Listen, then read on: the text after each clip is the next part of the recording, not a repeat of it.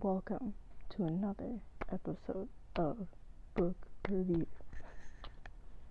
And it's been, well, a hot minute. It's my red hair phase. And, I apologize for the messy hair. I literally look insane. But I just finished reading Tales from the Cafe. So now I have 3 books to talk about, which I've been wanting to talk about. It's like 2 a.m. You like my shirt? It's very comfy. Okay. So the books I'm going to be talking about is Tales from the Cafe, like I already said, The Old Man and the Sea by Ernest Hemingway, and Tender is the Flesh. I think these are all the ones I read from April. So I read 3 books this month. They're not that long though.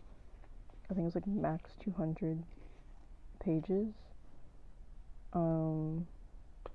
I guess I'll start off with the one I started first. So Tender is the Flesh is a book that like blew up on TikTok, at least like horror TikTok. And it's basically like about, I think like it blew up because of the topic, which is like cannibalism. You know, everyone's most favorite taboo topic is probably cannibalism. But Tender is the Flesh is like set in like this dystopian world where all like animals have contracted a disease which makes them uneatable and like dangerous to humans. Like even if you touch, I think if you touch like or like get bitten by an animal, you're pretty much like dead, or at least that's what the government wants you to hear. So it's like filled with like a lot of topics from cannibalism, morality. I forgot what I was gonna say something else, but I forgot. But yeah, so we're in the main eyes of the main character Marco, or Marcos, this very like emotionless narrator, probably like the most emotionless narrator. But kind of suits narrating this like very brutal world. So like he works at the meat factory, or I guess they don't really, yeah, like product factory, because they call them like products. So in this world, humans are like certain types of humans are breeded to be eaten. So they're breeded within like captivity, I guess. And the main character sort of gives orders to people in the factory. That's like his job. And I think personally, I guess I'm like a very like person that I've seen a lot.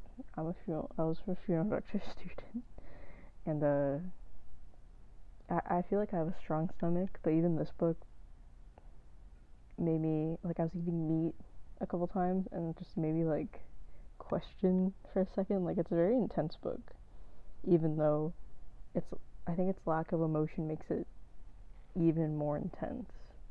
Sort of like, I feel like there really is no hope in this book. Like, there's gonna be no happy ending. There's no sense of justice for these people, and they're like, I mean, it's a world, so there's always gonna be people who are like against this cannibalism thing, but it's very like unpopular in this world. That's how ruthless it is. Everyone just sort of accepted eating people or special meat is very like normalized in this world. So it's a very like dark book, but I found it was really easy to read. Not in terms of the subject matter, just in terms of just the writing, because the writing is very much, you don't really have to read between the lines. It just sort of says what's there, like, outright. Except for the ending. The ending I'm very confused on. Not confused on. It's just sort of like, it really hit me. I feel like it's one of the only moments that I had to read between the lines, I guess. Probably my favorite book I read in a long time, and I'm probably gonna read more horror books because of this book. It's so good. Like, I definitely see why it got really popular. yeah, so you'd probably be seeing a lot more horror books, because I thought this was just a fiction book. Um, but it was just in horror, and I didn't know. I guess that makes sense. Um, but yeah, so he like ends up getting this like girl as like a gift, and I think she's underage. It doesn't really go into her age, it just says that she's old enough to like be breeded, which I think she like just turned probably like 16 or something. And you sort of go through like his struggle with him missing the past, trying to regain this like human part of himself, which he feels like he doesn't have anymore, and his relationship with this girl, or like this product. And it all clicks in the end. It's just, bro, 10 out of 10 book. Definitely probably the best book I've read. And I think it came out recently, and all I've heard about was like good reviews. It is really weird though. Like it'll make you think. It's a thinker. Okay, I'll move on. But definitely read this. It's a recommendation if you're into like horror. So I want to read like a classic. I feel like I haven't read Hemingway, and that was a crime. So I picked up The Old Man and the Sea. It's like his most popular work, and it's like so short. So I was like, why not? I can see why he's like, I don't know, the writing still carries to this day. Like his writing is timeless. It's very charming. The way he paints sceneries are very like when he describes the seaside town, it feels very towny. It feels very like, I don't know, I can like really like see it. Like he paints a very like a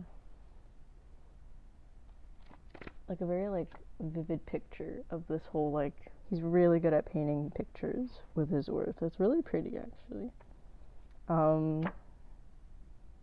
So it's basically like, it's weird because like the subject matter is so kind of like, okay, like the idea for this is very simple compared to this. Like the concept for this is like insane, and she carries the concept through her writing and also like her fleshing her concept out. Well, the writing is very good, but the concept is very simple, and it works though because of his writing. I feel like if someone else wrote about this, it wouldn't have worked. It's basically about this old man who has this fishing, like this young fishing apprentice, and this old man is kind of known for being really unlucky, like probably like the most unluckiest fisherman in the little seaside town. But his apprentice, like one person does believe in him, which is like this young boy, which I think he's like in his teens, I think, because they have like a beard together, but I don't know. And this sort of like motivates him to go and fish one day. While fishing, he catches like this big ass like marlin or swordfish. So on the cover, it's not a spoiler.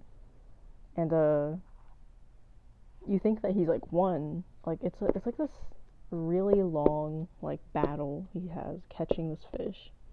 It's kind of interesting. He sort of like goes into the perspective of the fish. You can like feel his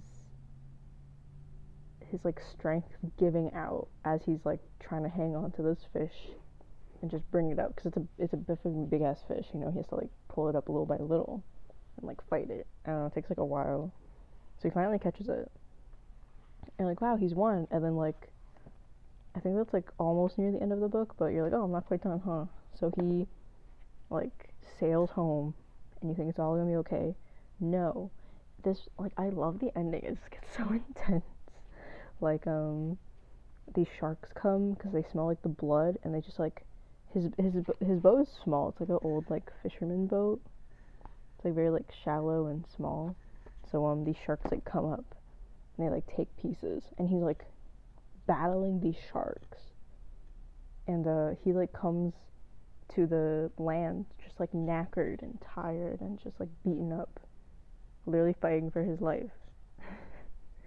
And I don't know, the way he wrote it was really exciting, even though it was just about an old man fishing. I think that's talent. So it's a very simple concept, but if you like classics, and just generally good writing, like his writing's really good. I feel like if it wasn't, I probably wouldn't have continued reading it. But yeah, probably read Hemingway. I want to read Farewell to Arms as well, which I hear is another famous one. Okay, another one.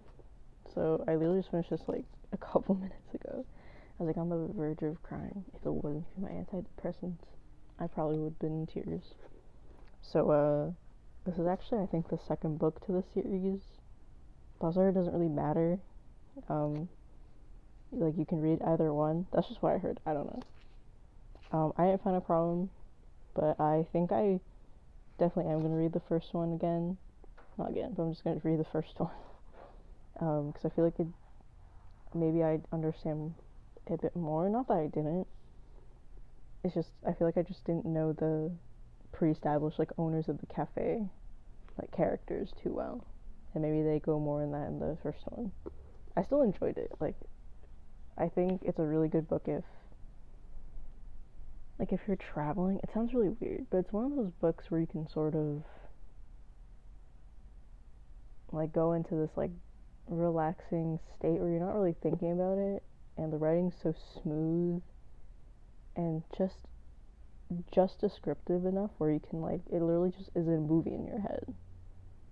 And I think that takes a very like good balance of describing things just enough and not too much. And this book is also very emotional. So it's about this cafe that is like fable. It's like an urban legend that you can go back in time, or you can just travel to the future or to the past. But there's like a fuck ton of rules that sort of make it like a lot of people turn away from it because of these rules. I think one of those rules that people mostly turn away from is that even though you can travel to the past, you can't change anything that would change the present. So like, you can't prevent someone from dying, or like someone from leaving you, whatever. You can't change your present situation. You can just go back in time or in the future, whatever. I think another one was you can't get up while you're at the cafe time traveling, or else you go back in the present. You have to make sure you come back before your coffee gets cold, which is what the first book is called. I think before the coffee gets cold. There's another rule I forgot. It's a very like complicated. It gets kind of complicated at some parts, especially with people's wishes and desires and them having to adjust to these rules. Okay, so it follows like 4 stories, all of different like reasons why these people are willing to actually go back to the past despite these rules. And one of them is about this guy who takes care of his best friend's daughter after he dies, and then he's trying to get this like video from her dad, like her birth father, to show at the wedding. So that's why he goes back in time to get this video, and it ends up being a really like emotional moment where they resolve a lot of things. It's really sweet.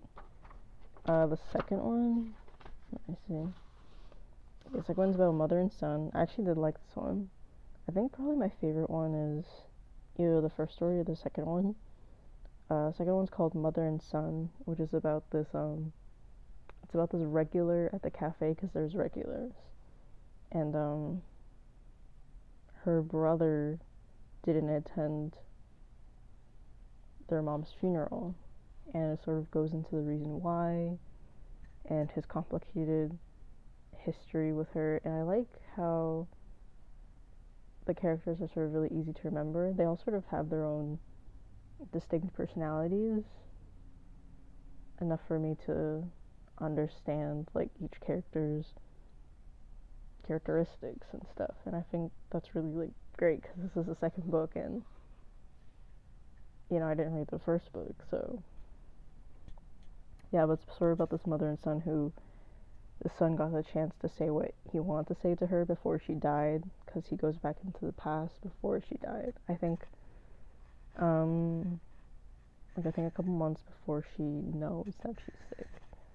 That's really sweet, and I think he ends up saving his life because he's gonna kill himself.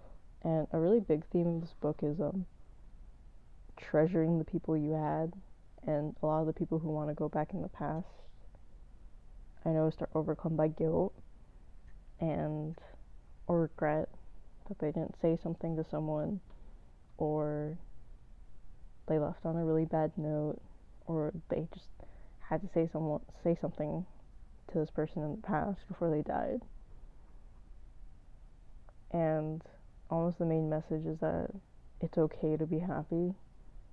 Like, a lot of these people thought they didn't deserve happiness because they thought they caused their loved one's death in some sort of way. It's sort of like a very common thread, just done in different ways. And the main thing is that the person who loves you, even though they're dead, will still want you to continue living your life, and it's very sweet. The third story is Lovers, and this one was very complicated because it's the first story where someone actually wants to go to the future, and I thought that was really interesting because I thought they would never dive into that. But this guy is diagnosed with a terminal illness, I think leukemia, and he just started seeing this girl, and I think they're 2 years into a relationship, he finds out he has leukemia, and I think he only has 3 more years to live or something. And he goes in the future and asks his ex-girlfriend to sort of bring her over to the cafe, because I think she never visited, and you can only meet someone who's visited the cafe. And he just wanted to see how she was doing. So I think if he wasn't dead and she was still single, he wanted his ex to bring the girl over. It's really complicated, but anyway, he sort of wanted to bring some relief to the love of his life, and he did. It was just very complicated, but I liked what they did with it. I said, I feel like if I read it again, I'd probably understand more. And the last one was just about a married couple. And I like how they have a bunch of these characters that come and go, and they really feel like people in that way. Because, there's this detective who appeared in, one of the stories, and he comes back in the last story. And there's the regular, and the regular's brother, and then the mom. It's all related. I kind of like it because it kind of almost builds this very, close-knit cast of characters. Like I said, it was a very emotional book because it's a lot of people trying to resolve untied ends with people they lost. It's very good. It's probably the perfect book if you want to get back on reading again. It's a very fast read. Just because the writing's very simple, and I feel if you're not used to probably Japanese names, it could kind of get confusing. Maybe, I don't know, it's just me, because I'd get confused sometimes. Anyway, these are the 3 very weird selection I've chosen. The book I'm reading now, which is on my phone, is Ottessa Moscheff, and she's a new writer. I love her. I think she's gonna be my favorite author, probably, because I'm reading 2 books by her, and I already absolutely love her writing. There's something about it that's so miserable, honest, and just kind of relatable. I don't know. It was bad, but I'm reading Homesick for Another World. My year of actually about today. My year of rest and relaxation. Yeah, I'm probably gonna finish this soon because it reads super quick, as you can see. I'm definitely gonna read her work. She only has like a couple. I'm definitely gonna be like a big fan of her. And the two other books I'm reading are like big ones. Breasts and Eggs, I still haven't finished that. I finished the first part, not the second part.